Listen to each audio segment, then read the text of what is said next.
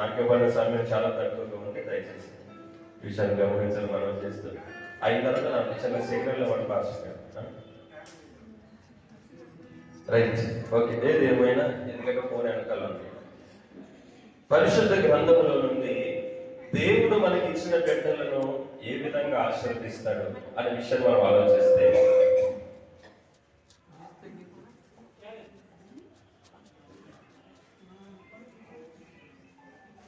యెషయా గ్రంథము వాల్యూమ్ మొదటి దగ్గర, యెషయా గ్రంథము 61వ అధ్యాయము 9వ వచనంలో రాయబడిన మాట ఒక మాట చదువుతాను.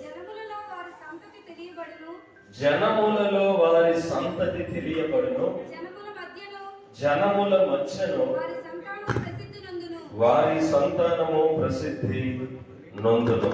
సో చాలా దేవుడు మరి కింగ్ సియోని జీవితంలో 3 కార్యాలు చేయాలని నేను ప్రభువును కోరుతూ చెబుతున్నటువంటి మాట ఏంటి అంటే, మొట్టమొదట ఈ కుమారుడు పేరు కలిగిన వాడిగా ఉండాలి. ఎలా ఉండాలి? పేరు కలిగినటువంటి వాడిగా. తనకు ఒక పేరు ఉంది, ఏంటది?